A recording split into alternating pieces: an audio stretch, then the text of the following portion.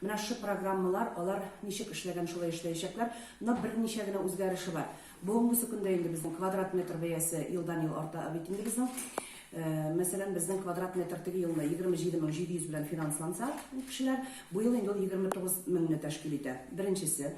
Икенчесе, без инде элекке вакытта менә безгә мөрәҗәгать иткән чакта, анда инде постановление положение нигезендә иргә яки хатынга 35 тулмаган булырга тиеш, аннан соң инде безнең керде яңа закон, анда инде икесенә дә 35 тулмаган булырга тиеш. Без инде бик күп кенә парларыбызны кире бора идек. Бүгенге көндә безнең яшь ограничениесе бетте.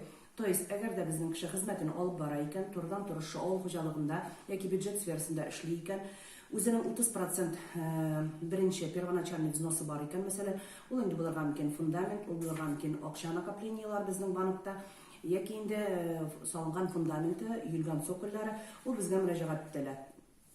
Яшь ограничениесе каралмый. То есть, икесе дә ничә яшьтән булуга карамастан, әгәр дә инде алар пенсия лаеклы елга чыкмаганнар икән, һәм инде икесе дә хезмәт алып баралар икән, алар безгә мөрәҗәгать итәләр. Беренче үзгәреше шушы. Икенчесе, безнең бит инде граждан насилие программасында, безнең авыл җирлегендә эшли, яши, һәм инде кайсы тармакта эшләсә дә, без ул кешеләрне программага бастыра идек. 1 январь 2020-дән без аларны инде кызганыч төшереп калдырырга тиешле булабыз, потому что безнең кала ике генә сфера: бюджет һәм соцсфера. Бюджет, вернее, инде соцсфера һәм авыл хуҗалыгы, АПК. Аннан соң безнең бу программада әйтелгәнчә инде финанслый Минсельхоз, Россия Федерациясе тарафыннан бирелгән федераль акчалар бар, анда региональ акчалар бар. Квадрат метр бәясе 29 меңнән дидем. Мөрәҗәгать итәләр, бик күп киләләр безнең яшьләребез. Шулай ук без өлкәннәрне дә үзебезгә чакырып карабыз. Біз теге елны гына да 2019-да иң яхшы алган районнарның берсе булып саналдык, һәм инде без 50 миллион акчаны халыкка таратып бирдек дип әйтергә кирәк. Нинди перечень, нәрсәләр требоваться ителгән, шул ук условиялар безнең калып килә. Иң беренчесе инде аның кешенең нуждаемость булуы, то есть 18 квадрат метрдан кимрәк чыгарга тиеш бер кеше башына. БТИдан алып килгән справкаларыбызда инде сезнең 2000-га кадәр булган информация бирелә. Аннары инде безнең Россия Федерациясының, Россия Федерациясендә гомумән сезнең кайда булган жильёгызны барыбер выпискалар белән алабыз, һәм инде ул выпискаларда безгә күренә. Намеренное ухудшение жилищных условий белән киләләр, то есть нуждаемости юк.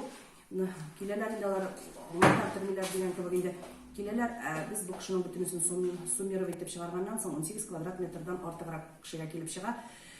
Бик күп проблемалар тудыра безнең алынган йортлар материнский капиталга. Бу инде законда да түгел шулай бит, һәм инде алар киләләр, материнский капиталга бер иске генә үй алган дигән әйберләр кешеләр бездә бик күп. Пожалуйста, менә шу әйберләрне булдырмаска иде, һәм инде чыннан да бездә программада катнашыр өчен бу сезнең материнский капиталларыбыз, материнский сертификат белән һәм пенсионердан алынган выписка белән кулыгызда булса, ул 30% өчен безгә бик яхшы, первоначальный өчен бик яхшы булыр иде. Тагын нәрсә әйтәсе килә бу программа буенча.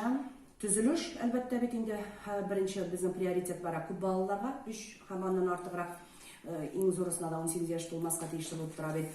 Приоритет авыл хуҗалыгына, аннан соң безнең бюджетниклар бара.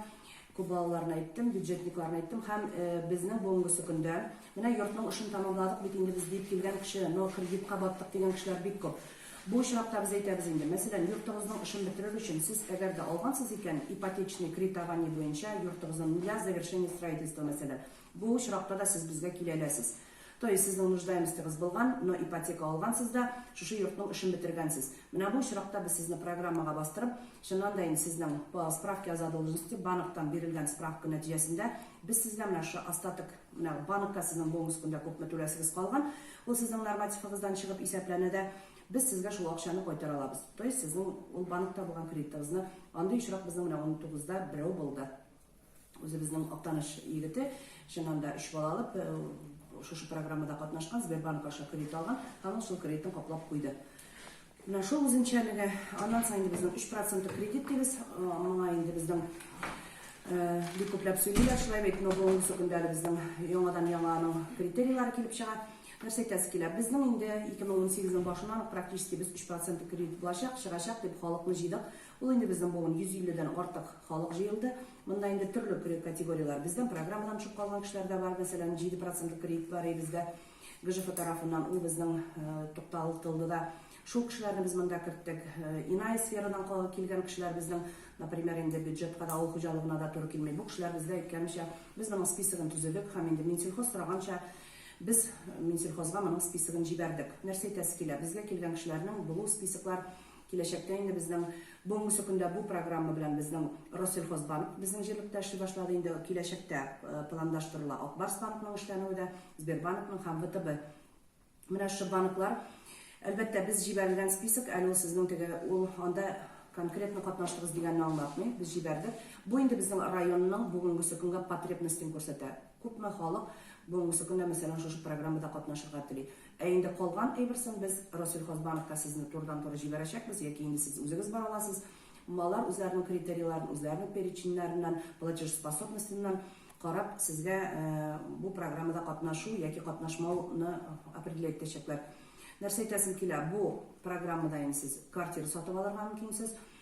Яки инде үзегезнең җирегездә, җир обязательно собственность булырга тиеш, бу җирдә сез үзегезнең строительствоны тәмамларга мөмкинсез. Яки инде эше бетмәгән, то есть незавершенное строительство белән йорт сатып алырга мөмкинсез. Но бер минусын күрәм мин бу әйбердә, это через подрядные организации. То есть минем авыл хуҗалыгында эшләгән кешеләрем бар икән, мин сезне как әйткәнемчә, шул АПК программасына мин барыбер приоритет аңа бирәм һәм мин сезне шул программага чакырып калам.